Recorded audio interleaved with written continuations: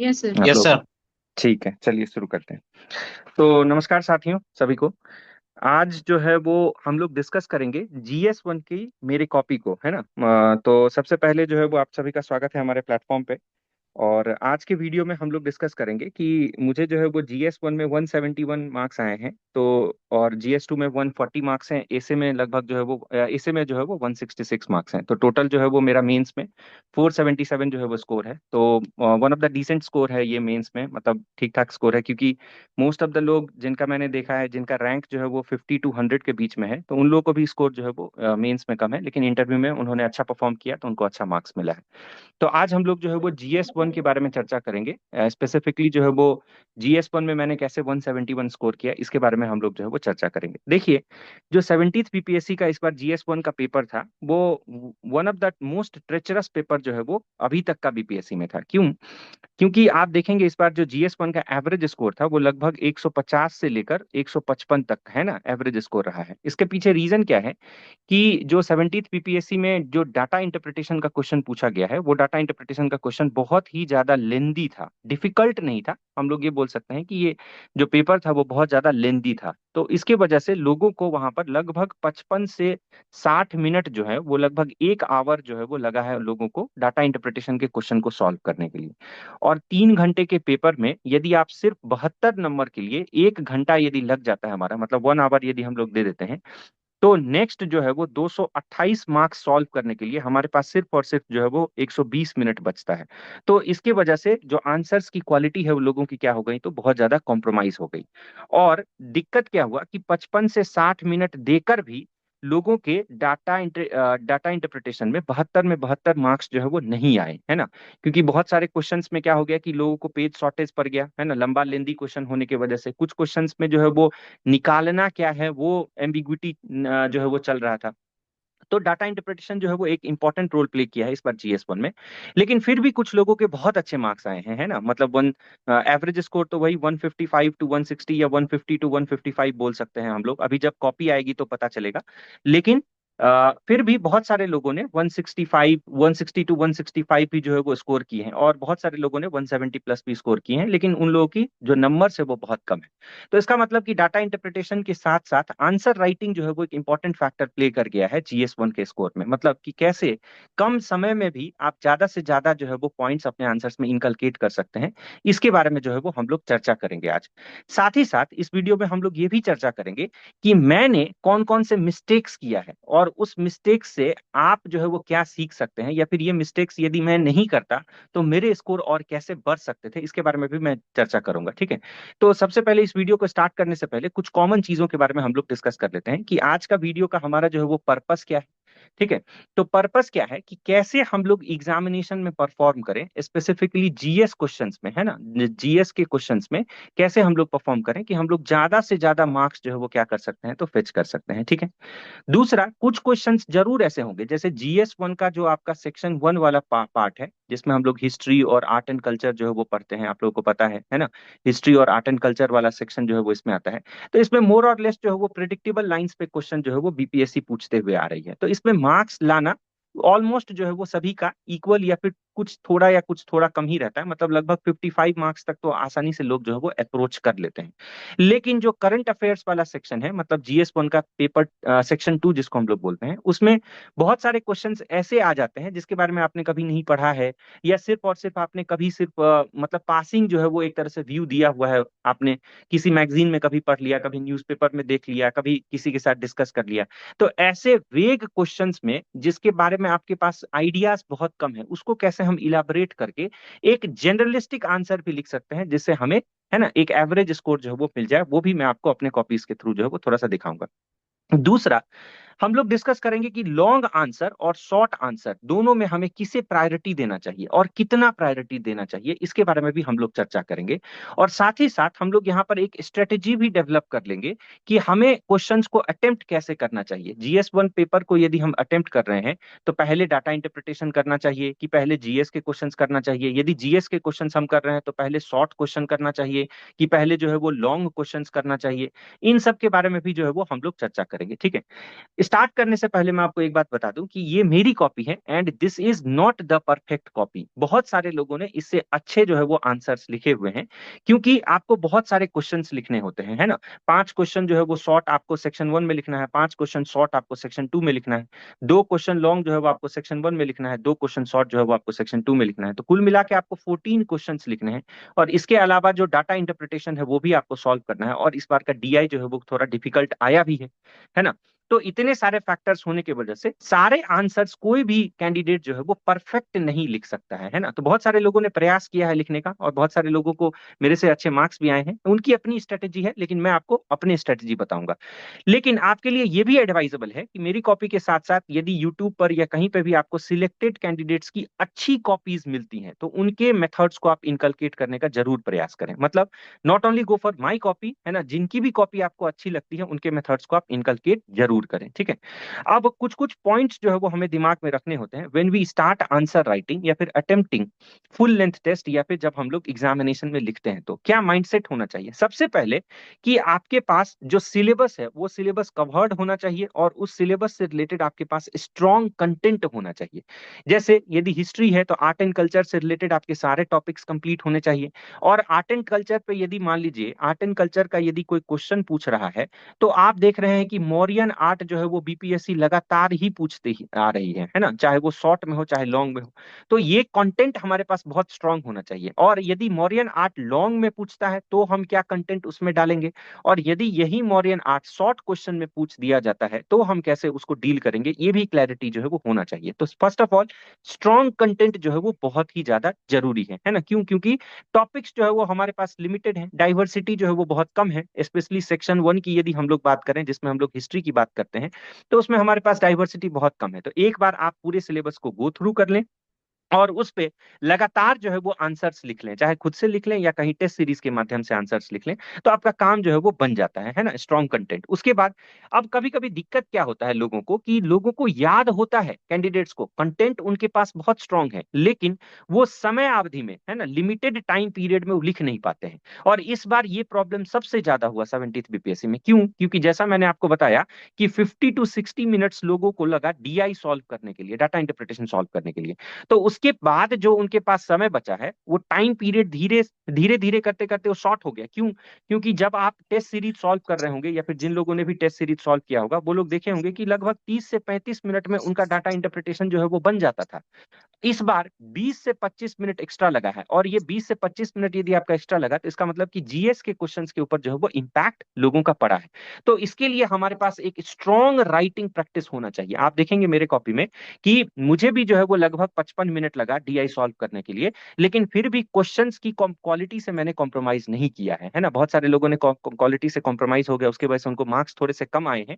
तो ये writing practice जो है वो आपको बहुत ज्यादा रखना पड़ेगा, क्योंकि आप ये बिलीव नहीं कर सकते हैं कि बीपीएससी कब जो है वो डीआई को फिर से जो है वो थोड़ा सा ट्रेचरस बना दे, या फिर कब जो है वो, है ना, कोई एक सेक्शन को जो है वो लेंदी बना दे, आपको पता नहीं है। तो इसलिए writing practice is the most important की, है ना, कि आपको अच्छा स्कोर जो है वो लाना हो। नेक्स्ट, यदि कोई अननोन क्वेश्चन आ गया जिसके बारे में हमने कभी नहीं पढ़ा है, जो हम लोग ऊपर भी डिस्कस कर रहे थे, तो उसका वेग क्वेश्चन यदि है, उसके बारे में आपको ज्यादा चीजें पता नहीं है, तो उसको कैसे हम स्मार्ट राइटिंग टेक्निक से टैकल कर सकते हैं, इसके बारे में भी जो है वो हम लोग देखेंगे।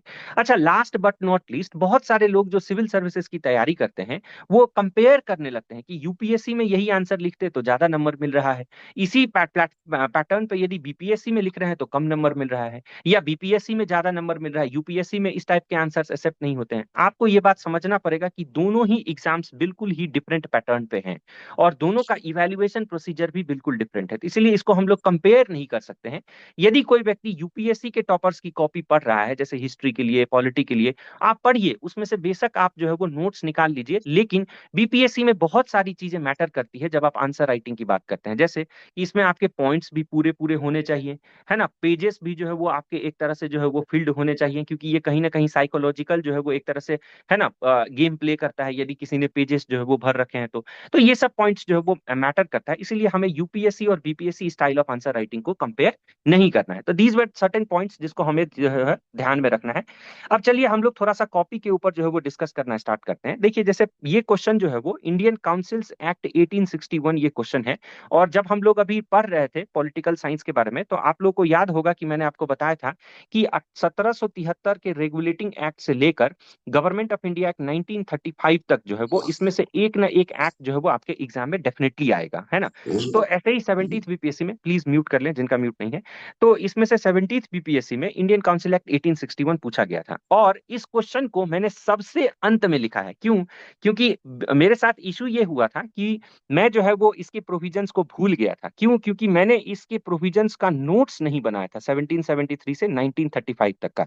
तो ये क्वेश्चन आप देखेंगे, अभी तो चेक्ड कॉपी नहीं आई है तो मैं बता नहीं सकता हूं कि इसमें मुझे कितने मार्क्स मिले हैं, लेकिन इस क्वेश्चन में मैंने जो है वो थोड़े से वेग जो है वो आंसर्स लिखे हैं। जैसे आप देखेंगे कि Indian council act 1861 was just another policy of British government under carrot and stick policy. तो जैसे कैरेट एंड स्टिक पॉलिसी जो है वो एक तरह से कीवर्ड है, तो मैंने इंट्रोडक्शन में जो है वो ये ऐड करने का जो है वो प्रयास किया।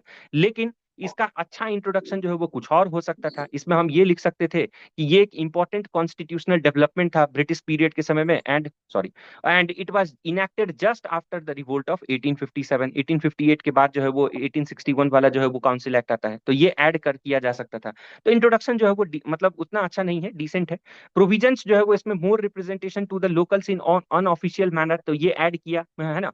लेकिन इसमें जो है वो आपको स्पेसिफिक प्रोविजंस जो है वो ऐड करना चाहिए था, या जिन लोगों ने भी ऐड किया होगा उनको अच्छा मार्क्स मिला होगा, है ना। स्पेसिफिक प्रोविजंस जैसे कि हम लोग देखे थे कि कैसे नॉन ऑफिशियल मेजोरिटी को जो है वो इंक्रीज करने का जो है वो प्रयास किया गया था। गवर्नर जनरल जो है वो, है ना, 6 से लेकर 12 मेंबर्स तक जो है वो एक तरह से क्या कर सकते थे, तो नॉमिनेट कर सकते थे।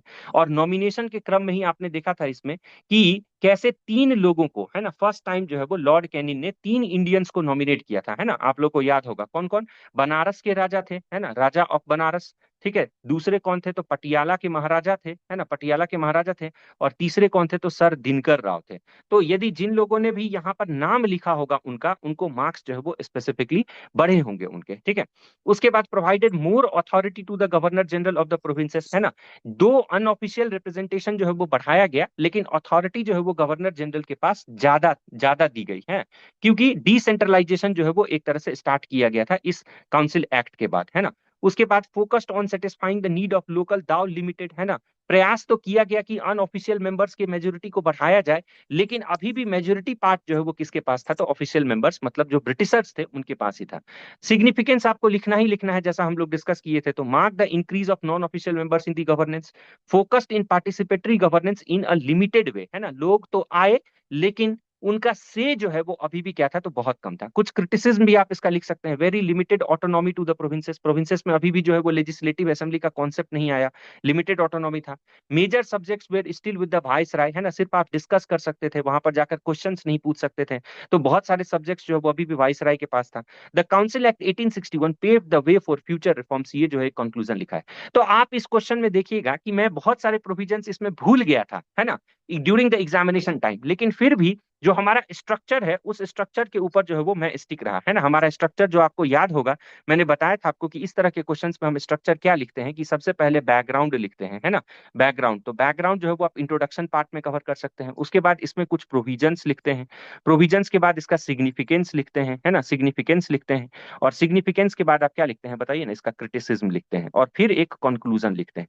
तो इतना सारा पॉइंट्स यदि जिस किसी ने भी इस आंसर में लिखा होगा, उसको जो है वो अच्छा मार्क्स मिला होगा। अच्छा मतलब 4 से 4.5 या 5 नंबर तक जो है वो इस क्वेश्चन में मिला होगा, है ना। मैं एक्सपेक्ट कर रहा हूँ कि मुझे इसमें 2, 2.5 या मैक्सिमम 3 मार्क्स जो है वो मुझे इसमें मिले होंगे, क्योंकि मैं इसमें स्पेसिफिक प्रोविजंस मैं नहीं लिख पाया, ठीक है। तो ये पॉइंट जो है वो आपको ध्यान रखना है। मैं आपको इसलिए ये दिखा रहा हूँ क्योंकि ये 1773 से लेकर, है ना, एक बार फिर से हम लोग डिस्कस कर लेते हैं कि 1935 तक के सारे प्रोविजंस जो है वो आपको ध्यान रखना है। उनके बैकग्राउंड, उनके सिग्निफिकेंस और उनके क्रिटिसिज्म जो है वो आपको ध्यान रखना है। ये क्वेश्चन, एक क्वेश्चन जो है वो आपके एग्जाम में डेफिनेटली जो है वो आने वाला है। आगे चलते हैं नेक्स्ट क्वेश्चन की तरफ। दूसरा क्वेश्चन जो है वो पूछा गया था, that is role of Bihar in quit India movement. ठीक है, ये बहुत प्रिडिक्टेबल क्वेश्चन है, बहुत बार जो है वो बीपीएससी इसको लॉन्ग आंसर शॉर्ट आंसर में लगातार जो है वो पूछती रहती है। तो मैंने लिखा है Bihar was active bed of hot politics during quit India movement and played a decisive role.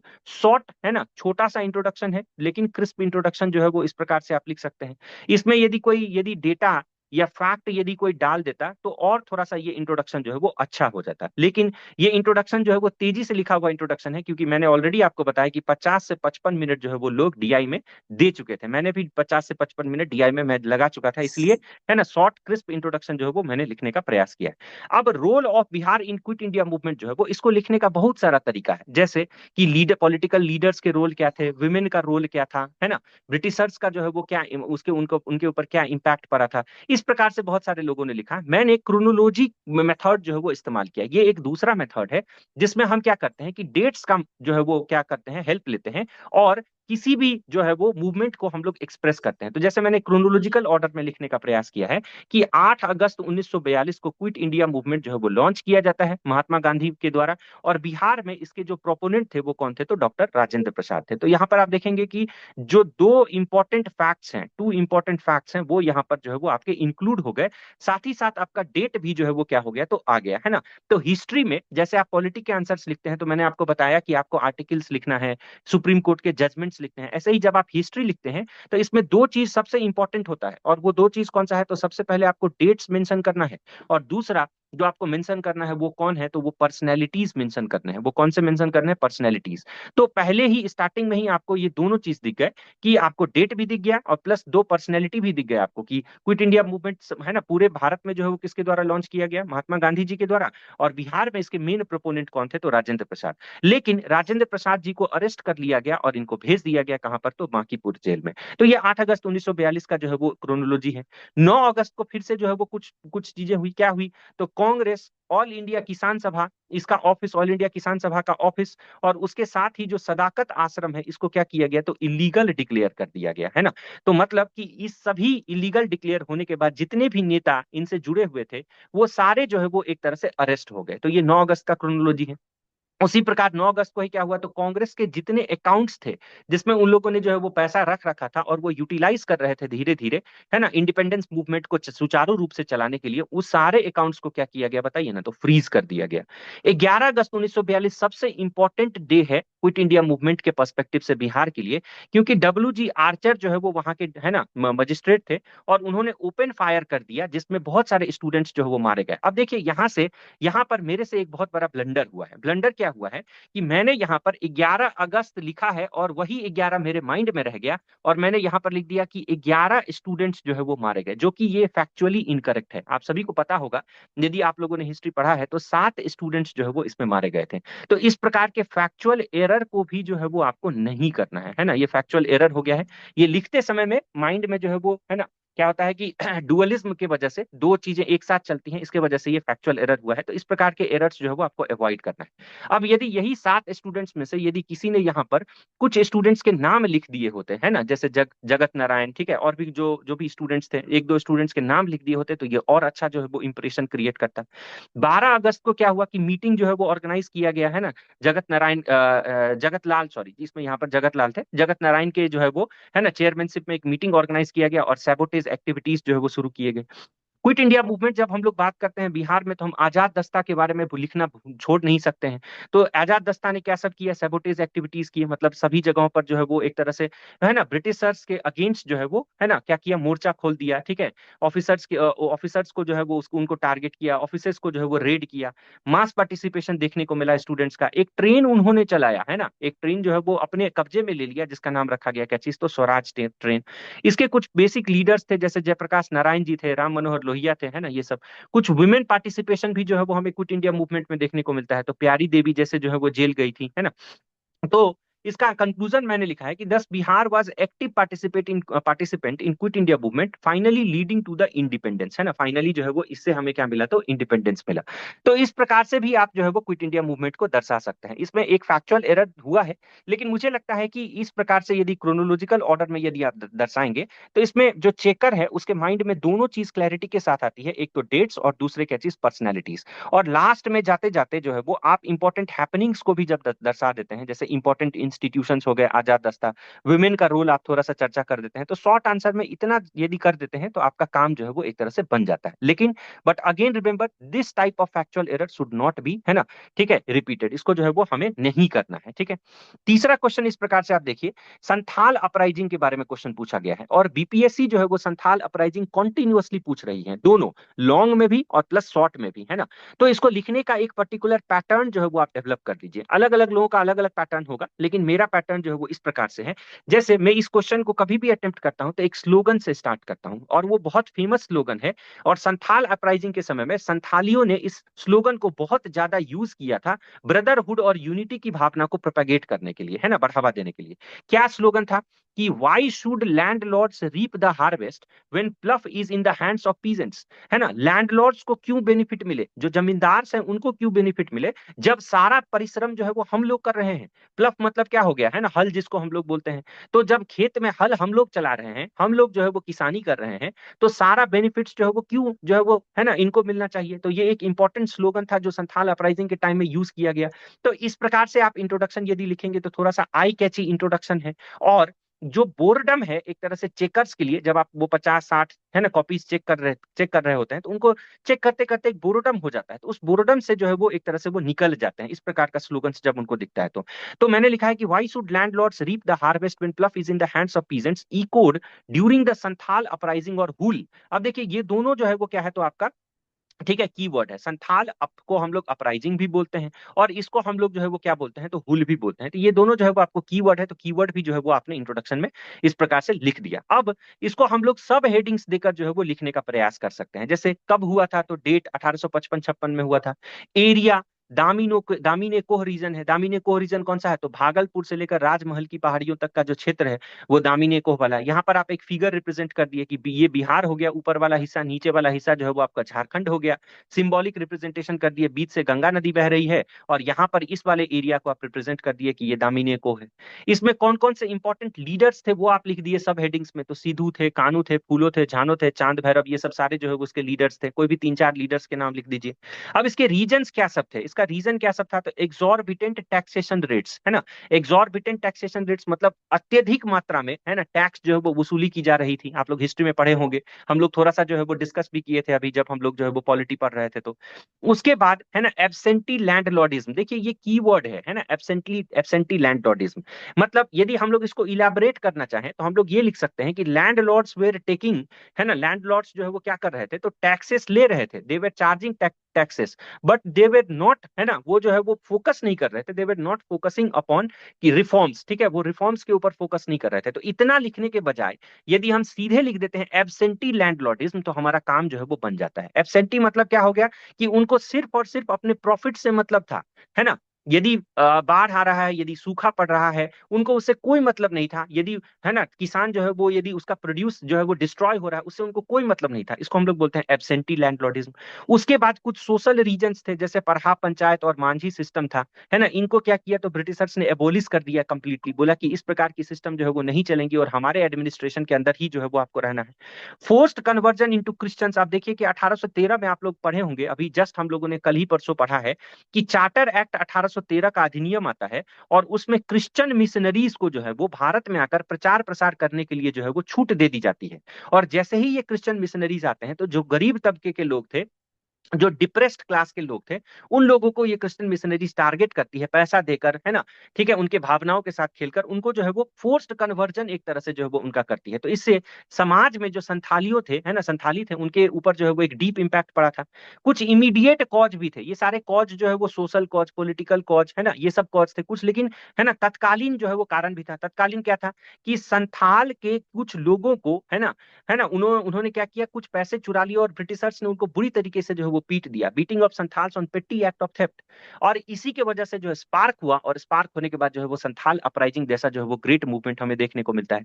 तो इसको फिर मैंने दो पार्ट में डिस्ट्रीब्यूट कर दिया कि इसका कोर्स भी लिखा और इसका आउटकम भी लिखा, कि लगभग 60,000 संथाली जो है वो लास्ट तक आते आते जो है वो ब्रिटिशर्स के अगेंस्ट खड़े हो गए थे।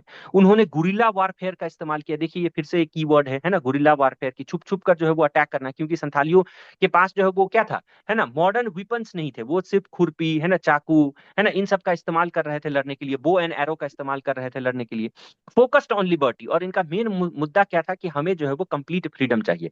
आउटकम क्या हुआ देखिए, कम स्पेस में आप कैसे जो है वो इसको एडजस्ट कर सकते हैं, तो इस प्रकार से आप लिख सकते हैं, है ना।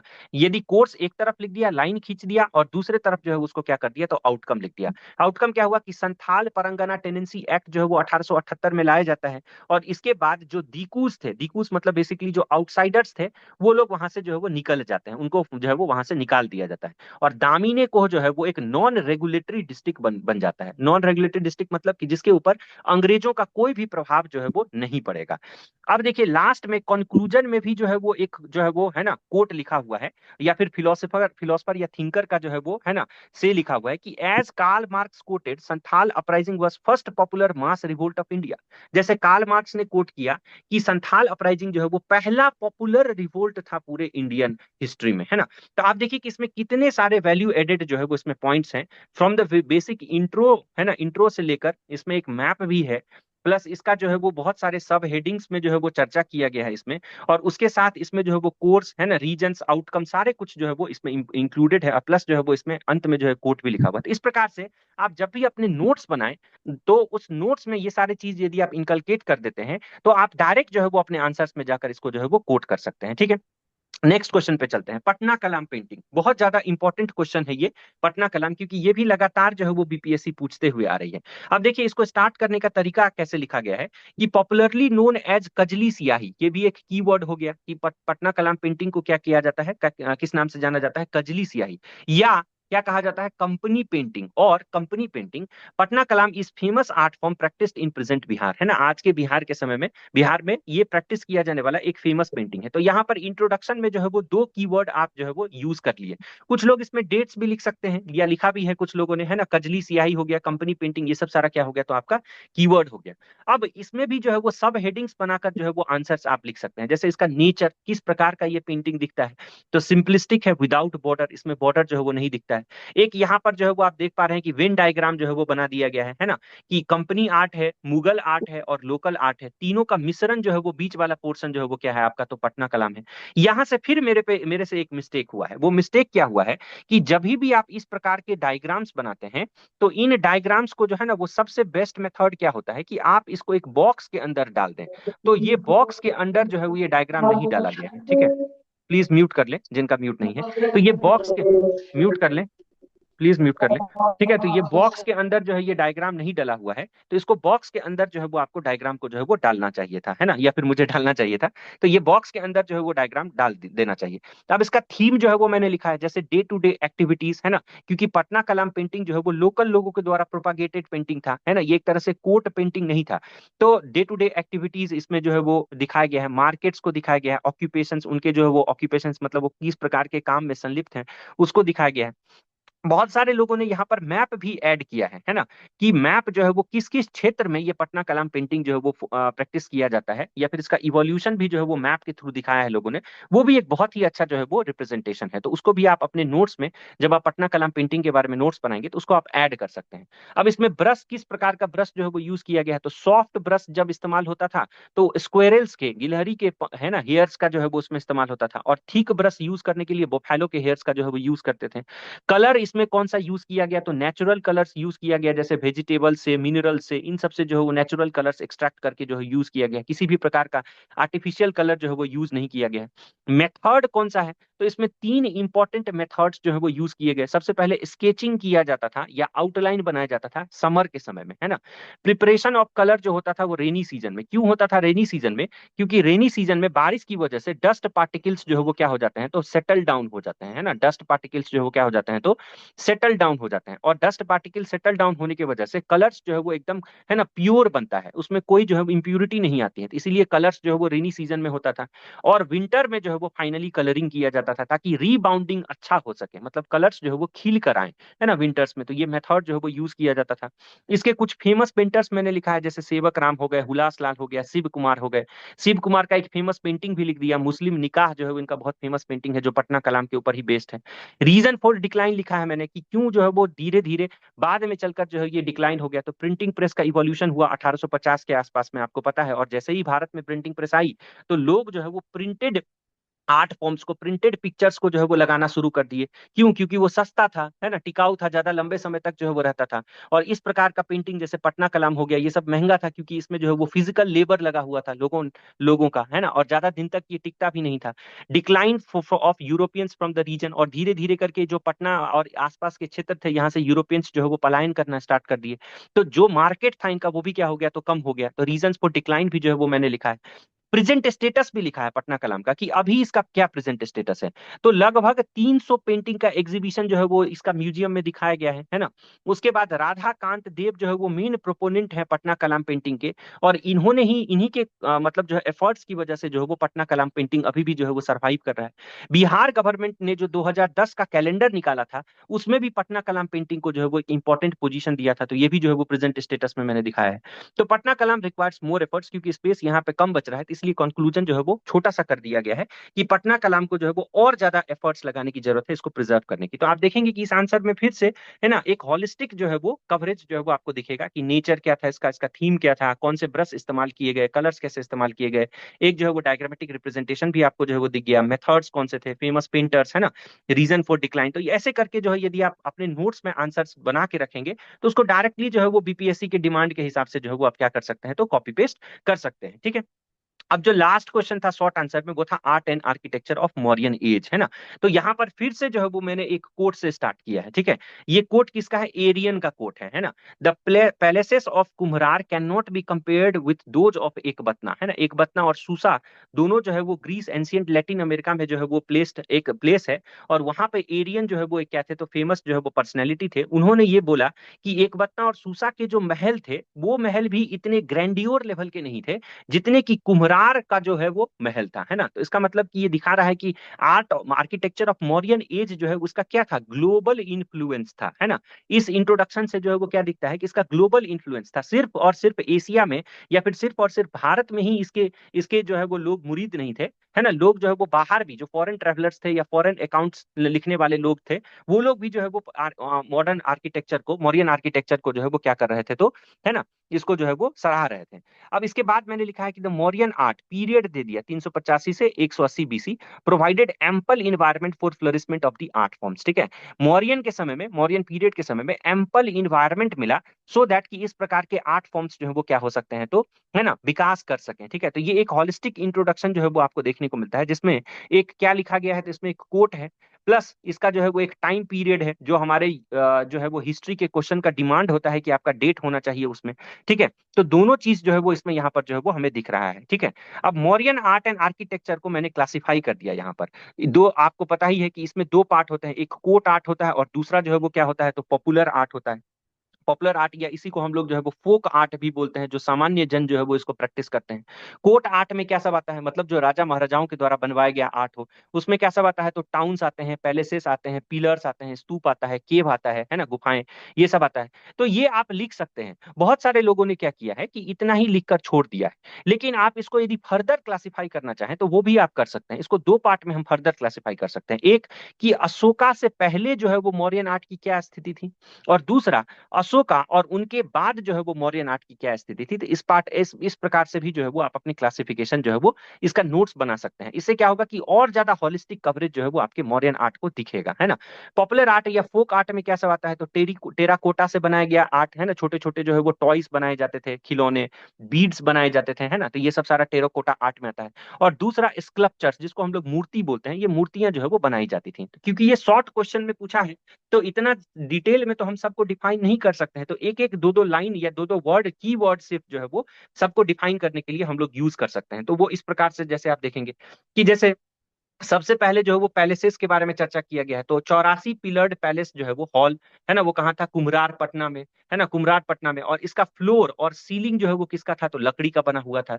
एक डायग्रामेटिक रिप्रेजेंटेशन बस जो है वो दिखा दीजिए, ठीक है, 84 पिलर्स दिखाते हुए। उसके बाद टाउन, जैसे पाटलिपुत्रा जो है वो टाउन जो है वो एक तरह से बसाया गया और इसको फोर्टिफाइड कर दिया गया चारों तरफ से, है ना, किलाबंदी कर दी गई थी सिक्योरिटी को इनहेंस करने के लिए।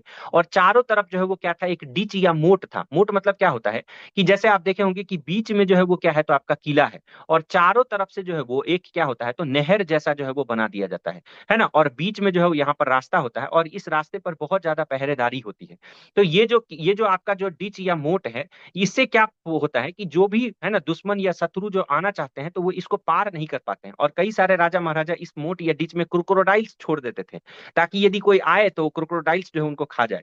तो फोर्टिफाइड विथ मोट ऑल अराउंड, चारों तरफ से ये मोट से घिरा हुआ था।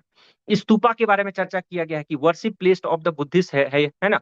तो अब स्तूपा का एक छोटा सा डायग्रामेटिक रिप्रेजेंटेशन आप दिखा दीजिए, जिसमें छत्र, है ना, अंड, ठीक है, हर्मिका, मेधी, तोरण, तोरण जो है वो द्वार होता है। तो ये सब कीवर्ड्स है, ये सारे कीवर्ड्स जो है आप अपने डायग्राम में जो है वो दिखा दीजिए। इसको एक्सप्लेन नहीं करना है क्योंकि ये शॉर्ट आंसर है। लॉन्ग आंसर में यदि पूछा होता तो इसी को हम लोग क्या कर देते? तो एक्सप्लेन कर देते। फिर पिलर्स के बारे में हम लोगों ने चर्चा किया कि लायन पिलर जो है वो कहाँ पर है? तो सारनाथ में है। अब लायन पिलर सारनाथ में है, लेकिन अशोकन पिलर्स के ऊपर अलग अलग मोटिव्स, मतलब अलग अलग जानवर जो है उसकी, है ना, इमेज को जो है वो एक तरह से दिखाया गया है। तो बुल जो है वो कहाँ पर दिखाया गया? रामपुरवा में दिखाया गया है।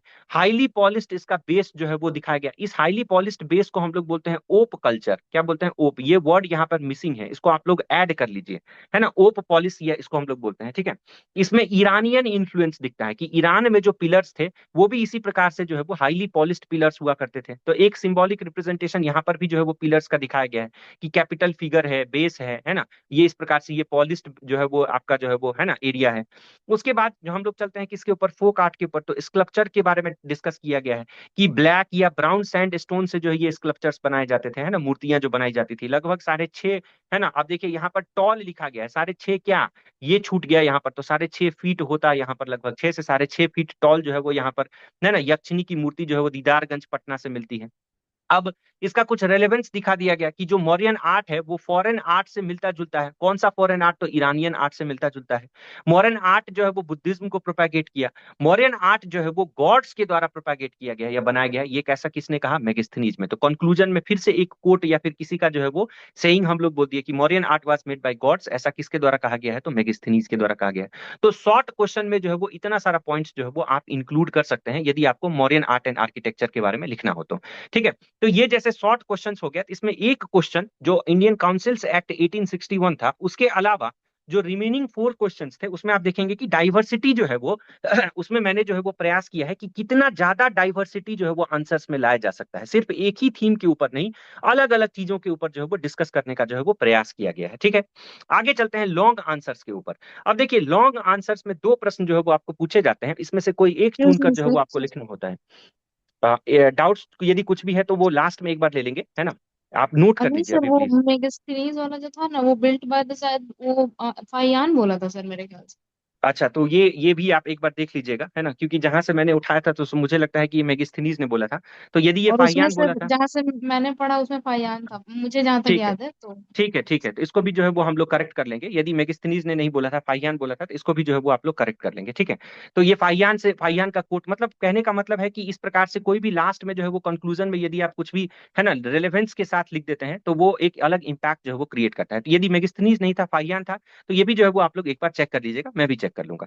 आगे चलते हैं। अब जैसे नेक्स्ट क्वेश्चन जो 38 मार्क का क्वेश्चन है, इसमें पूछा गया है कि describe the Champaran Indigo movement and explain it's impact on Indian freedom struggle, है ना। तो चंपारण इंडिगो मूवमेंट जो है वो पूछा गया है। तो इसका मेन जो है वो कीवर्ड क्या है? चंपारण इंडिगो मूवमेंट को हमें डिस्क्राइब करना है और एक्सप्लेन करना है इसके इंपैक्ट्स ऑन फ्रीडम स्ट्रगल को। अब देखिए इस क्वेश्चन में बहुत सारे लोगों ने अलग अलग तरीके से इस आंसर को लिखा है ना। मेरा आंसर जो है वो मैंने इस किस प्रकार से लिखा है, इसके इंपैक्ट के ऊपर बेसिकली वो जो है वो एक थोड़ा सा अलग जो है वो आपको पर्सपेक्टिव जो है वो प्रोवाइड करेगा। अब जब ये क्वेश्चन पूछ रहा है डिस्क्राइब चंपारण इंडिगो मूवमेंट, तो इसका मतलब कि चंपारण इंडिगो मूवमेंट के बारे में हमें सब कुछ बताना पड़ेगा कि कब हुआ, वो क्यों हुआ, उसका आउटकम क्या निकला, है ना। सब कुछ जो है वो हमें डिटेल में डिस्कस करना पड़ेगा। तो अब क्योंकि ये लॉन्ग आंसर है तो लॉन्ग आंसर में जो है वो हम इंट्रोडक्शन भी उसी प्रकार से लिखेंगे। तो Champaran Satyagraha was a watershed movement, है ना, इस प्रकार से फिर से ये कीवर्ड हो गया वाटर शेड मूवमेंट। मतलब क्या हो गया कि चंपारण सत्याग्रह जो है वो आपका 1917 में हुआ था। 1917 से पहले, है ना, कांग्रेस का जो तरीका था वो बिल्कुल डिफरेंट था, और 1917 के बाद जो इंडियन नेशनल कांग्रेस का तरीका था वो बदल गया। तो that's why it is called as a watershed movement, because it marked a beginning, है ना। इसने क्या किया, तो एक शुरुआत जो है वो लोगों को दिखाया, है ना। शुरुआत जो है वो इस प्रकार से किया, किस चीज का शुरुआत, तो नॉन वायलेंस का इस्तेमाल करके कैसे जो है वो हम लोग किसी के विरुद्ध लड़ सकते हैं, है ना, इन सब चीजों को जो है स्टार्ट किया। तो watershed movement in the history of Indian nationalism, it was first laboratory, है ना, इस प्रकार से आप देखिए, it was the first laboratory, ये पहला प्रयोगशाला था, where Mahatma Gandhi utilised the novel method, है ना, महात्मा गांधी जी ने नोवल मेथड, नोवल मतलब वेरी न्यू मेथड, किस चीज का इस्तेमाल किया उन्होंने, है ना, ये पहला लेबोरेटरी था, है ना, पहला प्रयोगशाला था जहां पर महात्मा गांधी ने नवीन मेथड किसका, नॉन कॉपरेशन, सत्याग्रह और नॉन वायलेंस का जो है वो इस्तेमाल किया फ्रीडम स्ट्रगल में। तो एक इस प्रकार से जो है वो इंट्रोडक्शन आप तैयार कर सकते हैं। कुछ लोगों ने इसमें डेट्स और जो है वो जो है वो जो पॉपुलर लीडर्स थे उसको भी जो है वो इंक्लूड किया है। तो उसको मैंने बाद में जो है वो यहाँ पर पॉइंट वाइज इंक्लूड करने का प्रयास किया है, सिर्फ और सिर्फ जो है वो इंट्रोडक्शन में कीवर्ड्स को जो है वो प्ले करने का कोशिश किया है। तो इस प्रकार से आप इंट्रोडक्शन जो है वो लिख सकते हैं। ईयर ऑफ मूवमेंट आप सभी को पता है कि 1917 में हुआ था। पॉपुलर लीडर्स कौन सब थे, तो राजेंद्र प्रसाद जी थे, है ना, ब्रजकिशोर प्रसाद थे, राजकुमार शुक्ल थे, है ना, संत राव थे, ये सब सारे जो है वो पॉपुलर लीडर्स थे उस समय। तो इसको अलग से दिखाया गया है। अब कॉजेज ऑफ सत्याग्रह जो है वो मैंने लिखा है, क्या क्या है। सबसे पहला वही एग्जॉर्बिटेंट टैक्सेस रेट है और प्रिविलेंस ऑफ जमींदारी सिस्टम। लोग जो है वो परेशान थे, स्पेशली जो किसान है वो परेशान थे, है ना, कि टैक्स जो है वो बहुत ज्यादा लिया जा रहा था, और जमींदार लोग जो है वो इनको और ज्यादा परेशान कर रहे थे। सबसे इंपॉर्टेंट पॉइंट क्या था, तो तीन कठिया सिस्टम। तीन कठिया सिस्टम मतलब क्या कि 3/20 part for the indigo cultivation impoverished farmers, है ना, फार्मर्स को जो वो और ज्यादा गरीब करते गया। ये कुछ लोगों ने इसको डायग्रामेटिक रिप्रेजेंटेशन से दिखाया है कि ऐसे दिखा दिया, है ना, ये हो गया क्या चीज, तो 20 कट्ठा, है ना, ऐसे करके 20 कट्ठा दिखा दिया, और इसको जो है वो कलर कर दिया, इस प्रकार से कलर कर दिया और दिखाया कि 3 कट्ठा, है ना, 3 कट्ठा। तो इस प्रकार से आप डायग्रामेटिक रिप्रेजेंटेशन के थ्रू भी जो है वो 3 कठिया सिस्टम को दिखा सकते हैं। कुछ लोगों ने और ज्यादा एफर्ट्स लगाया, कैसे किया कि, है ना, इस प्रकार से जो है वो 20 पार्ट में एक स्क्वायर जो है वो डिस्ट्रीब्यूट कर दिया, ये छोटा हो गया लेकिन 20 पार्ट में डिस्ट्रीब्यूट कर दिया, और उसको 3 पार्ट को जो है सेट कर दिया। तो इसमें थोड़ा टाइम लगेगा, आप इसको इस प्रकार से भी जो है वो क्या कर सकते हैं, तो दिखा सकते हैं। उसके बाद nexus of money lenders, zamindars and police administration, है ना, जो सामान्य लोग थे, है ना, वो अपने प्रॉब्लम्स को जो है वो सॉल्व करा ही नहीं पाते थे। क्यों? क्योंकि एक चेन था किस किस के बीच में, मनी लेंडर्स जो साहूकार थे, जमींदार और पुलिस एडमिनिस्ट्रेशन, तीनों जो है वो आपस में एक तरह से मिले हुए थे। Limited scope of crop diversification, अब लोग जो है वो अपने क्रॉप को डाइवर्सिफाई नहीं कर पा रहे थे। क्यों? क्योंकि 20 कट्ठा में से 3 कट्ठा तो इनको फिक्स कर दिया गया था कि आपको नील की खेती करनी ही करनी है ना। और उसके अलावा क्या हुआ, फ्रीक्वेंट फेमाइंस आए, 1770 से स्टार्ट हो गया था, जिसके बाद पटना में जो है वो, है ना, गोलघर का निर्माण किया गया था सर जॉन सोर के द्वारा। तो फ्रीक्वेंट फेमाइंस इस रीजन में जो है वो 1770 से ही जो है वो कंटिन्यूअसली चलते आ रहे थे, और 1900s में भी बहुत ज्यादा फ्रीक्वेंट फेमाइंस जो है वो हमें देखने को मिला था। इस प्रकार से, और फेमाइंस आने के बाद भी जो है वो टैक्स लोगों को पे करना ही पड़ता था। Increased taxation even post decrease in demand post introduction of German dice. अब देखिए इंटरनेशनल मार्केट में उस समय आप लोगों ने पढ़ा होगा, या नहीं पढ़ा होगा तो आप लोग पढ़ेंगे कि मार्केट में पहले जो है वो इंडिगो का इस्तेमाल किया जाता था कपड़ों को डाई करने के लिए। लेकिन जर्मनी ने क्या किया, तो आर्टिफिशियल डाई जो है वो क्या किया, तो बना लिया, है ना, आर्टिफिशियल डाई। और आर्टिफिशियल डाई बनने के बाद जो है वो, है ना, इंडिगो का जो खपत है वो इंटरनेशनल मार्केट में कम हो गया, क्योंकि ये सस्ता था जर्मन डाई, और ज्यादा टिकाऊ भी था। लेकिन कम होने के बावजूद भी यहाँ पर किसान को कोई रिलैक्सेशन नहीं मिल रहा था, किसान को जो है वो कोई फायदा नहीं मिला, है ना। उनको अभी भी जो है वो 3 कट्ठा में इंडिगो उगाना ही उगाना था। हैव टू पे हैफ्टी अमाउंट, बहुत ज्यादा पैसा पे करना पड़ता, इफ रिक्वायर्ड रिलैक्सेशन, यदि इनको चाहिए कि 3 कट्ठिया सिस्टम से मुझे छुटकारा मिले, तो, है ना, लगभग 100% जितना टैक्स पे कर रहे हैं उसका दुगुना टैक्स जो है वो पे करके उनको जो है वो, है ना, रियायत मिल सकती थी। तो ये कुछ कुछ जो है वो मेजर कॉज जो है वो आपको देखने को मिलता है। अब इस कॉज को इस प्रकार से लिखा गया है, लेकिन इसमें और बेटर क्या हो सकता था कि इसमें सब हेडिंग्स बना दिए जाते, है ना, सब हेडिंग्स यदि बना दिए जाते तो और ज्यादा हो सकता था ये बेटर, है ना। जैसे 3 कठिया सिस्टम लिखा और उसको इतना एक्सप्लेन नहीं करके सिर्फ डायग्रामेटिक रिप्रेजेंटेशन से एक्सप्लेन कर दिया, है ना। उसके बाद फिर जो है वो नेक्सस ऑफ मनी लेंडर्स, जमींदार एंड पुलिस एडमिनिस्ट्रेशन इतना नहीं लिख के, ठीक है, और इसका जो है सब हेडिंग बना दिया जाता है। इस प्रकार से जो है वो, है ना, सब हेडिंग्स बनाकर यदि इसको लिखा जाता तो ये और अच्छा होता, but due to paucity of time, है ना, इस प्रकार से भी जो है वो लिखा जा सकता है, आप लोग भी लिख सकते हैं। लेकिन इसमें क्या है कि चेकर जो है वो थोड़ा सा एफर्ट्स हो सकता है लगाएगा भी, और हो सकता है कि सारे पॉइंट्स को पढ़ने में एफर्ट्स ना भी ही लगाए, है ना, क्योंकि ये क्या है, तो एक तरह से लाइन बाय लाइन लिखा हुआ है। या फिर इसको इसी को जो है वो डायग्रामेटिक रिप्रेजेंटेशन के थ्रू यदि दिखा देते कि बीच में जो है वो आप कॉजेस दिखाएं और इसको इस प्रकार से जो है वो, है ना, इस प्रकार से जो है वो आप जो है वो दिखा देते इस प्रकार से कॉजेस को, तो वो भी जो है वो एक अच्छा मेथड जो है वो हो सकता था, जो कि मुझे करना चाहिए था, है ना। उसके बाद कोर्स ऑफ रिवोल्ट क्या हुआ कि इसके बाद रिवोल्ट में क्या सब हुआ, तो राजेंद्र शुक्ल, है ना, गणेश विद्यार्थी और संत राउत, ये तीनों जो है वो मिलकर गए और गांधी जी को जो है वो इन्होंने इनवाइट किया, कहाँ पर, तो चंपारण में इनवाइट किया, ड्यूरिंग लखनऊ सेशन में जाकर ये मिले, है ना। और चंपारण आने के लिए गांधी जी को जो है वो इनवाइट करते हैं, तो पहला कोर्स ऑफ रिवोल्ट ये है। दूसरा क्या हुआ कि गांधी जी अराइव्ड एट चंपारण, गांधी जी जो है वो चंपारण में आए और उन्होंने सबसे पहले क्या किया, तो सर्वे का काम किया, है ना, मीटिंग्स जो है वो ऑर्गेनाइज किए। उस समय LF मोरहेड जो है वो वहां पे जो है वो, है ना, प्रशासनिक सेवा के अधिकारी थे, और उन्होंने गांधी जी को बोला कि आप जो है वो चंपारण छोड़कर यहाँ से निकल लीजिए, नहीं तो आपको अरेस्ट कर दिया जाएगा। गांधी जी जो है वो डिक्लाइन कर गए, है ना। LF मोरहेड जो है वो इंपॉर्टेंट जो है पर्सनैलिटी है, तो ये आप लिख सकते हैं अपने आंसर्स में, ठीक है। गांधी जी जो है वो उन्होंने डिक्लाइन किया और प्रोटेस्ट कर दिया इंडिगो प्लांटर्स के अगेंस्ट। और फाइनली क्या हुआ, तो चंपारण एग्रीगेरियन एक कमिटी जो है वो बिठाई गई 1917 में ही, है ना, टू एग्जामिन, किस चीज को एग्जामिन करने के लिए, द केस, हाँ, ऑफ द पीजेंट्स, है ना, जो पीजेंट्स के डिमांड थे उसको एग्जामिन करने के लिए। और FJ सलाई जो है वो इसके अध्यक्षता में इस चंपारण एग्रीगेरियन कमेटी का जो है वो क्या किया गया था, तो गठन किया गया था। और गांधी जी जो है वो इसके क्या थे, तो आपके एक मेंबर थे, है ना। फिर कमिटी ने कुछ रिकमेंडेशंस दिया, क्या सब रिकमेंडेशंस दिया, है ना, तो जैसे रिडक्शन ऑफ टैक्सेशन रेट्स, बोला कि टैक्सेशन रेट्स को कम करो, जितना टैक्स ऑलरेडी कलेक्ट किया जा चुका है उसमें से 25% टैक्स को जो है वो रिफंड करना चाहिए। तीन कठिया सिस्टम को कंप्लीटली जो है वो क्या कर देना चाहिए, तो एबॉलिश कर देना चाहिए, है ना। प्लांटर्स जो है वो इसके बाद क्या हुए, तो क्योंकि उनको प्रॉफिट नहीं मिलने लगा, 25% टैक्स वापस करना पड़ गया, तीन कठिया सिस्टम खत्म हो गई, तो प्लांटर्स मतलब जो वहां पर जमींदार थे, बड़े बड़े प्लांटर्स थे, वो क्या हो गए, तो उस क्षेत्र से पलायन करना शुरू कर दिया उन लोगों ने। और इसके बाद ही गांधी जो है वो भारत में एक मास लीडर बनकर जो है वो उभर कर आया, इसीलिए इसको हम लोग जो है वो एक वाटर शेड मूवमेंट बोलते हैं, जो हम लोगों ने इंट्रोडक्शन पॉइंट में जो है वो लिखा था, है ना। तो इस प्रकार से जो है वो कोर्स ऑफ द रिवोल्ट आप लिख सकते हैं कि इस रिवोल्ट में क्या सब हुआ। तो पहला पार्ट आपके क्वेश्चन का यहाँ पर कंप्लीट हो जाता है कि डिस्क्राइब चंपारण इंडिगो रिवोल्ट, है ना। पहला पार्ट में क्या था कि चंपारण इंडिगो रिवोल्ट को आपको डिस्क्राइब करना है, तो पहले आपने एक इंट्रोडक्शन दिया, एक स्थान दिखाया, है ना, कौन कौन से लीडर्स थे वो दिखाया, फिर उसके बाद जो है वो कॉजेस लिखे, कॉजेस के बाद जो है वो कोर्स लिखा, कोर्स में भी स्पेसिफिक पॉइंट्स लिखे, नाम लिखे, है ना, डेट्स लिखे, उसके आउटकम्स लिखे। तो फर्स्ट पार्ट जो है वो है ना कंप्लीट हो गया।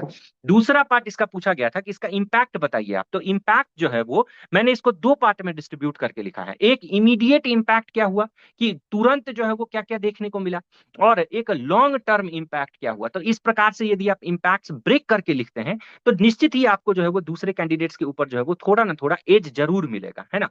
तो जैसे इमीडिएट इंपैक्ट में मैंने क्या सब लिखा है कि इमीडिएट इंपैक्ट में आप देखेंगे कि एबोलिशन ऑफ तीन कठिया system provided new direction to the farmers of the region, है ना, क्योंकि तीन हिस्सा जो है वो अभी तक जो है वो सिर्फ और सिर्फ नील की खेती करना पड़ रहा था, तो क्रॉप डाइवर्सिफिकेशन हो ही नहीं पा रही थी।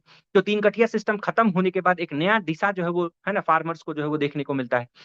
ब्रिटिशर्स पहली बार for the first time in the Indian history they were at negotiating and with the Indians. अभी तक सिर्फ ब्रिटिशर्स बोल रहे थे और हम सुन रहे थे, और उनकी बात को हम सिर्फ क्या कर रहे थे, तो इंप्लीमेंट कर रहे थे। लेकिन पहली बार भारतीय इतिहास में ऐसा हुआ कि हम जो है वो उनके साथ नेगोशिएट कर रहे थे कि नहीं आपको ऐसा करना पड़ेगा। तो this was the immediate impact, for the first time britishers were at negotiating and with the Indians. दूसरा, provided dimension and social base to the freedom movement, है ना। ये एक सोशल बेस तैयार किया कि जो फार्मर्स थे, है ना, उनको फ्रीडम मूवमेंट्स के साथ डायरेक्टली जोड़ने का जो है वो एक तरह से जरिया जो है वो प्रोवाइड किया। तो जो सोशल बेस अभी तक सिर्फ और सिर्फ जो है वो एजुकेटेड लोगों तक सीमित था, है ना। अभी तक क्या चल रहा था 1917 तक कि कांग्रेस में या फिर कांग्रेस के जितने भी रिवोल्ट चल रहे थे या फिर जो भी पिटिशंस था उनका, उसमें सिर्फ और सिर्फ एजुकेटेड क्लास के लोग आ रहे थे, है ना। किसान जो है वो ज्यादा नहीं पार्टिसिपेट कर रहे थे, जो कार्मिक लोग थे, लेबरर्स थे, वो ज्यादा पार्टिसिपेट नहीं कर रहे थे। तो इस मूवमेंट के बाद 1917 के मूवमेंट के बाद जो है वो आपको क्या दिखता है, तो एक सोशल बेस जो है वो एक्सपैंड होता हुआ दिखता है। इसके अलावा क्या हुआ, brought constructive works, Gandhi ji ने जो है वो जितने दिन वो चंपारण में रहे उतने दिन जो है उन्होंने कुछ कंस्ट्रक्टिव काम किया। क्या क्या किया, तो जैसे स्कूल्स खोले उन्होंने भरहरवा, भीतिहरवा और मधुबन में, है ना। तो ये कंस्ट्रक्टिव वर्क्स जो है वो वहां के लोगों के भलाई के लिए जो है वो किया गया। तो चंपारण इंडिगो मूवमेंट से इसका डायरेक्ट लिंक नहीं है, लेकिन आप ये लिख सकते हैं कि ये इमीडिएट जो है वो आउटकम में आप ये लिख सकते हैं कि गांधी जी ने वहां के सोशल कल्चर, सोशल और कल्चरल जो है वो अपलिफ्टमेंट के लिए भी जो है वो एक तरह से काम किया। उसके अलावा उन्होंने देखा कि जब वो वहां पर गए तो वुमेन्स की स्थिति बहुत खराब थी, तो advocated for the women development and social reforms, है ना। उन्होंने बोला कि सोशल रिफॉर्म्स के ऊपर जो है फोकस करो, वुमेन डेवलपमेंट के ऊपर फोकस करो। तो ये सब कुछ जो है वो इमीडिएट जो है वो आपको आउटकम देखने को मिलता है। उसके बाद कुछ लॉन्ग टर्म इंपैक्ट मैंने दिखाए हैं इसमें। Gandhi recognised as mass leader, Gandhi ji जो है वो लंबे समय तक चलकर 1917 के बाद जो है वो उन्होंने, है ना, non cooperation movement, civil disobedience movement, quit India movement किया। तो धीरे धीरे चलकर 1917 में जो उनको ब्रेक थ्रू मिला, उसके बाद वो एक मास लीडर के रूप में जो है वो उभर कर आए। उसके बाद अभी तक कांग्रेस में क्या था, सिर्फ फर्स्ट लाइन जो है वो पॉलिटिशियंस थे। तो इमरजेंस ऑफ लोकल लीडरशिप जो है उसके बाद देखने को मिलता है कि लोकल स्तर पे भी कई सारे लोग जो है वो नेताएं जो है वो कई सारे जो है वो फ्रीडम फाइटर्स जो इवॉल्व हुए, जैसे कि राजेंद्र प्रसाद, है ना, जो कि डोमिनेटेड लेटर, बाद में जाकर इनका जो है वो एक इंपॉर्टेंट रोल हमें देखता है फ्रीडम स्ट्रगल मूवमेंट में। मेथोडोलॉजी ऑफ कांग्रेस शिफ्टेड, अभी तक कांग्रेस जो है वो तीन थ्री पीस का यूज कर रही थी, प्रेयर, पिटीशन और प्लेज का यूज कर रही थी। अब कांग्रेस जो है वो इन सब का यूज छोड़कर किसका इस्तेमाल करने लगी, बताइए ना, नॉन वायलेंस और सत्याग्रह का इस्तेमाल करने लगी। उसके बाद सोशल बेस बढ़ा, वुमेन पार्टिसिपेशन बढ़ा। वुमेन पार्टिसिपेशन में कुछ एग्जांपल्स लिख दीजिए, जैसे प्रभावती देवी आगे जाकर जो है पार्टिसिपेट करती है, विंध्यवासिनी देवी जो है वो आती हैं। तो इस प्रकार से जो है वो, है ना, एक लॉन्ग टर्म इंपैक्ट जो है वो क्या हुआ, वो भी जो है वो आप अपने आंसर्स में इनकलकेट कर लेंगे। और शॉर्ट टर्म इंपैक्ट मतलब इमीडिएट इंपैक्ट क्या हुआ वो इनकलकेट कर लेंगे। तो अब देखिए इसके बाद जो है वो दोनों पार्ट आपके क्वेश्चंस का जो है वो, है ना, कंप्लीटली एड्रेस्ड हो गया। पहला था डिस्क्राइब और दूसरा था इसका इंपैक्ट, है ना। अब इसके बाद जो है वो हम लोग क्या लिखेंगे, एक कंक्लूजन लिखेंगे। कुछ और इंपैक्ट्स हैं यहाँ पर लॉन्ग टर्म इंपैक्ट, जैसे डेवलपमेंट ऑफ नेशनलिज्म, लोगों के मन में जो है वो, है ना, राष्ट्रीयकरण की भावना जो है वो जगी। Assimilation of farmers in the future movements like non cooperation movement, CDM and QIM, है ना, कि नॉन कॉपरेशन मूवमेंट, है ना, सिविल डिसोबीडियंस मूवमेंट और क्विट इंडिया मूवमेंट में जो है वो, है ना, फार्मर्स जो उन्होंने एक एक्टिव रोल प्ले किया। और आगे चलकर बहुत सारे एग्रीकल्चर में क्या हुए, तो रिफॉर्म्स हुए, है ना। प्रेजेंट रिफॉर्म्स तो आपने देखा कि कैसे तीन गठिया खत्म हो गया, आगे चलकर और भी ज्यादा जो है रिफॉर्म्स हुए। उसके बाद फिर जवाहरलाल नेहरू का एक कोट लिखा हुआ है कि Champaran Satyagraha provided the light and direction to the Indian freedom struggle, है ना। जवाहरलाल नेहरू जी बोलते हैं कि चंपारण सत्याग्रह ही नहीं, प्रकाश और दिशा दोनों दिखाई किसको, इंडियन फ्रीडम स्ट्रगल को। Champaran Satyagraha proved to be a game changer in the history of Indian independence, है ना, कि चंपारण सत्याग्रह जो है एक गेम चेंजर बनकर आया इन the history of Indian independence. तो इस प्रकार से यदि आप आंसर लिखेंगे तो मुझे लगता है कि आपको जो है वो एक डिसेंट स्कोर जो है वो डेफिनेटली आपको मिलेगा। मतलब यदि 38 मार्क्स का क्वेश्चन है, अभी चेक कॉपी आएगा तो फिर मैं आप लोगों को बताऊंगा कि कितना मार्क्स मिला है, लेकिन एक्सपेक्टेडली, है ना, 18 to 20 मार्क्स जो है वो आपको इस प्रकार के आंसर्स में जो है वो मिलना चाहिए। उससे ज्यादा भी मिल सकता है, लेकिन ऑन एन एवरेज हम लोग इतना मार्क्स लेकर चल रहे हैं, ठीक है। उसके बाद जो लास्ट क्वेश्चन है सेक्शन 1 का, इसको जो है वो हम लोग डिस्कस कर लेते हैं। और ये बीपीएससी का मोस्ट फेवरेट क्वेश्चन है, सबसे ज्यादा फेवरेट क्वेश्चन जो है वो यही है, क्योंकि 67वीं 68वीं 69वीं 70वीं में लगातार ये प्रश्न जो है वो पूछा गया है है ना, किसके द्वारा, तो आई मीन जो है वो बीपीएससी के द्वारा। लेकिन इस क्वेश्चन में एक ट्रिक भी है। ट्रिक क्या है कि इस क्वेश्चन को लिखने का एक पर्टिकुलर तरीका है। ये इस क्वेश्चन को 67 68 में बहुत सारे लोगों ने लिखा था, और बहुत सारे लोगों ने लिखा, कैसे लिखा, तो सिर्फ जो है वो कौन से इंस्टीट्यूशंस का डेवलपमेंट जो है वो हुआ, सिर्फ वो लिख कर आ गए। तो उसमें उन लोगों को मार्क्स बहुत कम मिला, है ना। 38 नंबर के क्वेश्चन में किसी को 7 नंबर मिला, किसी को 11 नंबर मिला, किसी को 12 नंबर मिला। तो सिर्फ और सिर्फ जो है वो हमें एजुकेशनल इंस्टीट्यूशंस का जो है वो डेवलपमेंट नहीं दिखाना है, हमें पूछ रहा है एग्जामिन करने के लिए। क्या पूछ रहा है, एग्जामिन करने के लिए, है ना। तो जब यदि एग्जामिन करने के लिए पूछ रहा है, तो एग्जामिन करने के लिए हम क्या करेंगे कि उसके हम पहले दिखाएंगे कि कैसे डेवलपमेंट हुआ वेस्टर्न एजुकेशन का, और उस डेवलपमेंट का इंपैक्ट क्या पड़ा ये भी हमें दिखाना पड़ेगा। एग्जामिन मतलब यही हुआ ना कि आप जो है वो दोनों पक्ष को जो है वो दिखाएंगे, कि आप पहले बताएंगे कि कैसे डेवलपमेंट हुआ, उसके बाद आप बताएंगे कि इसका इंपैक्ट क्या पड़ा, और इंपैक्ट भी यदि पड़ा तो पॉजिटिव इंपैक्ट क्या पड़ा, और लिमिटेशंस क्या रह गए, तभी ना एग्जामिनेशन कंप्लीट हुआ। यदि कोई चीज हम एग्जामिन करते हैं, इसका मतलब क्या हो गया कि सारे फैक्टर्स को जो है वो हम लोग we should take in consideration. तो वही जो है वो हम लोग एग्जामिन करेंगे। तो examine the expansion of western education in Bihar from the mid 19th century onward. अब इसका इंट्रोडक्शन क्या लिखा गया है कि बिहार, ये थोड़ा सा हिस्टोरिकल इंट्रोडक्शन है, क्योंकि हम लोग हिस्ट्री का क्वेश्चन लिख रहे हैं तो उसी के ऊपर फोकस करेंगे कि Bihar once the cradle of education. Bihar जो एक समय क्या था, तो एजुकेशन के लिए सबसे ज्यादा जाने जाने वाला भूमि था, है ना, cradle of education during ancient period. Ancient period में जैसे नालंदा हो गया, विक्रमशिला यूनिवर्सिटी हो गया, ये सब पॉपुलर यूनिवर्सिटीज थी बिहार में। लॉस्ट इट्स रेलेवेंस, इसका रेलेवेंस जो है वो आपको पता है खत्म हो गया ड्यूरिंग द मेडिएवल पीरियड, है ना। जैसे ही जो है वो मेडिएवल पीरियड में, है ना, फॉरेन रूलर्स आए, तो इस हमारे बिहार का रेलेवेंस जो है वो धीरे धीरे खत्म हो गया। बख्तियार खिलजी ने नालंदा यूनिवर्सिटी को जो है वो तोड़ दिया, आपको पता ही है। बट लेकिन रीगेन्ड इट्स चार्म, अपने चार्म को इसने रीगेन किया due to the efforts of British, British के एफर्ट्स की वजह से, इंडिविजुअल फर्म्स, जो इंडिविजुअल लोग थे उनकी वजह से, और मिशनरी एक्टिविटीज या मिशनरी एक्टिंग्स की वजह से, है ना। तो ये एक तरह से एक जो है वो इंट्रोडक्शन लिखा गया है कि बिहार जो है वो कैसे एजुकेशन का एक प्लेटफॉर्म या हब हुआ करता था एंशियंट टाइम में, धीरे धीरे कैसे इसका रेलेवेंस कम हो गया और बाद में जाकर ये रेलेवेंस कैसे फिर से जो है वो पिक हो गया।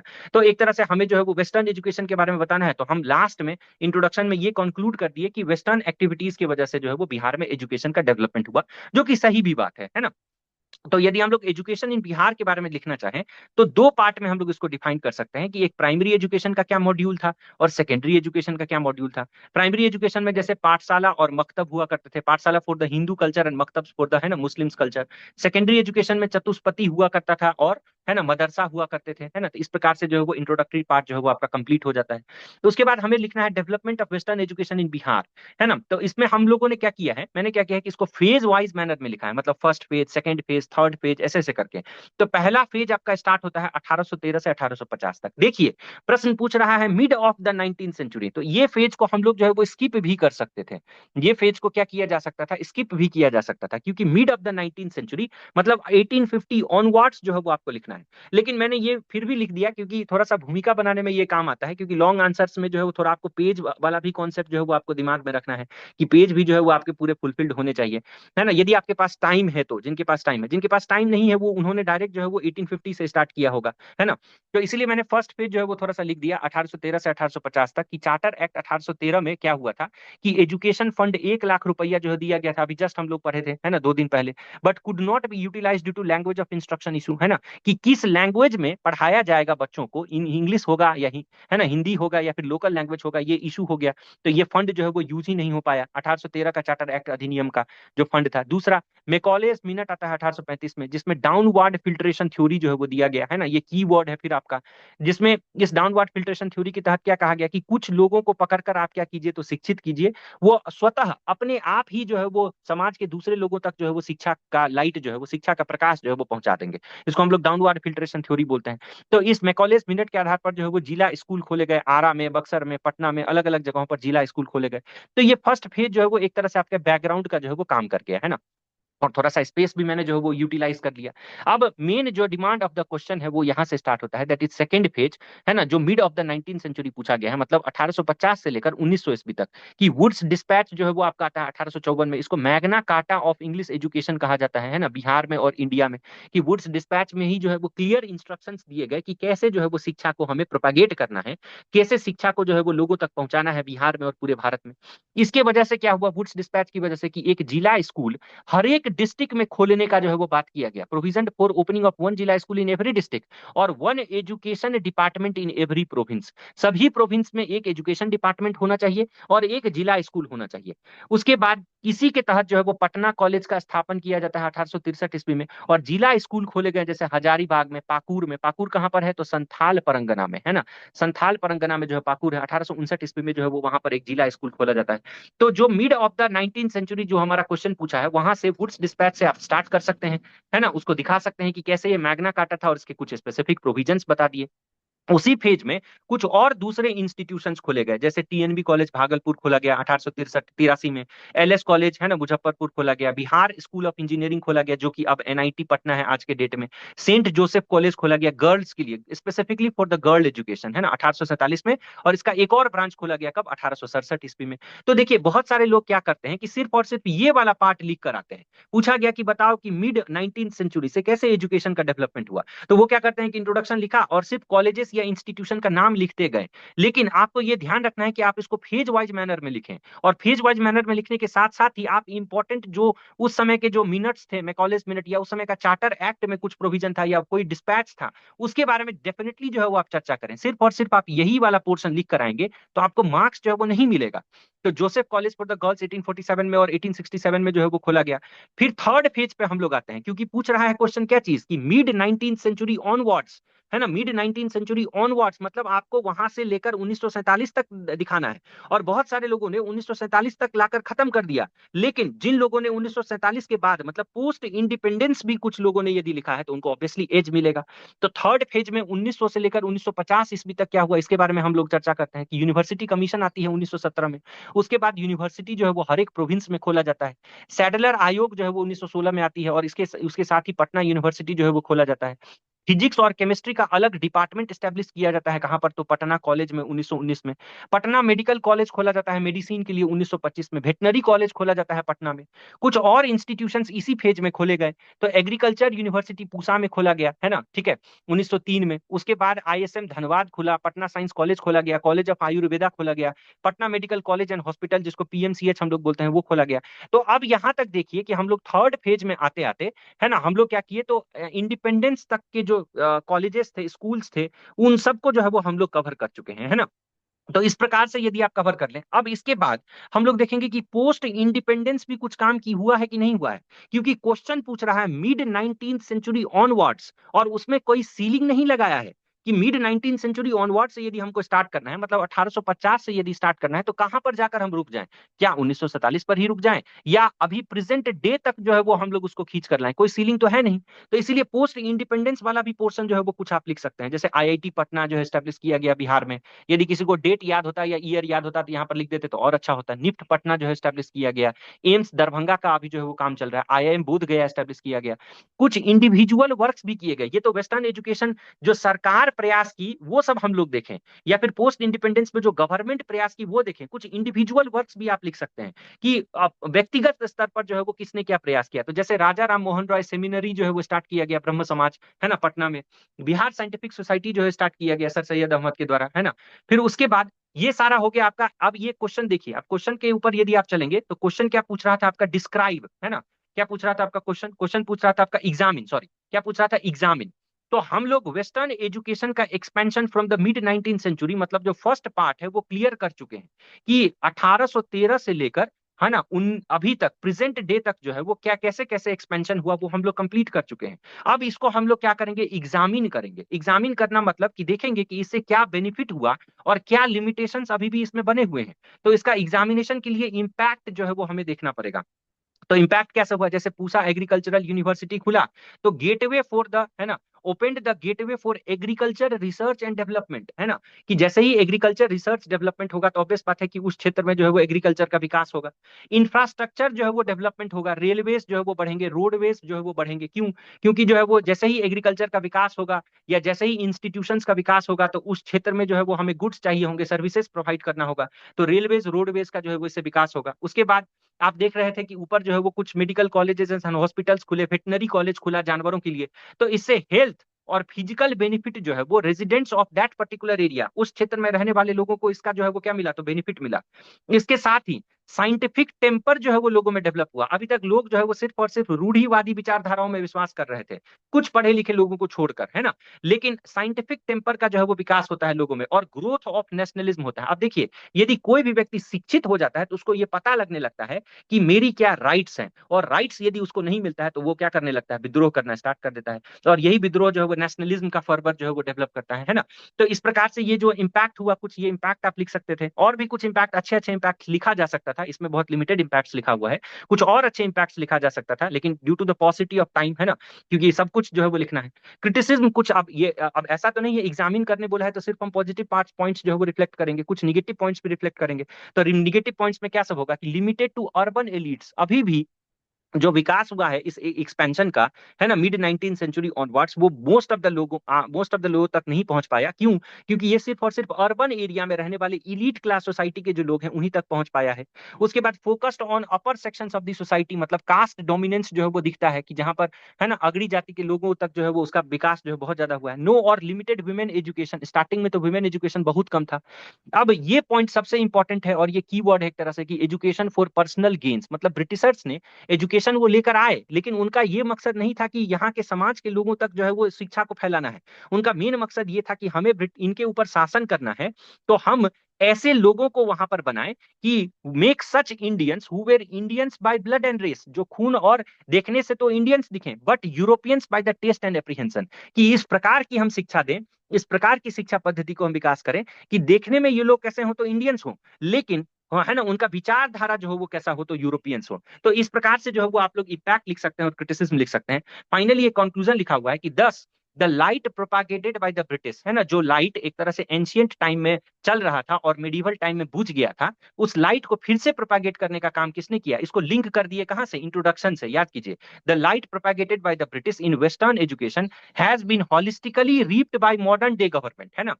जो शुरुआत किया गया था ब्रिटिश के द्वारा, उसको आज उसके फसल को जो है वो हम लोग हॉलिस्टिकली जो है क्या कर रहे हैं, काट रहे हैं, है ना, थ्रू वेरियस स्कीम्स, जैसे कि समग्र शिक्षा अभियान। अब देखिए प्रेजेंट कॉन्टेक्स्ट भी जो है वो यहाँ पर ले आया गया है, जैसे कि समग्र शिक्षा अभियान के द्वारा। लेकिन but still Bihar education require sustained efforts for achieving 100% literacy. लेकिन बिहार में अभी भी जो है वो सस्टेन्ड एफर्ट्स की जो है वो रिक्वायरमेंट है ना, 100% लिटरेसी को जो है वो क्या करने के लिए, तो अचीव करने के लिए। तो इस प्रकार से जो है वो यदि आप होलिस्टिक एक कंक्लूजन देंगे तो, है ना, तो क्या होगा, तो मार्क्स जो है वो डेफिनेटली जो है वो क्या हो जाएगा, तो आपको बूस्ट, है ना, हो जाएगा। ठीक है, तो ये पूरा GS1 का सेक्शन 1 जो है वो हम लोगों ने डिस्कस किया इस प्रकार से।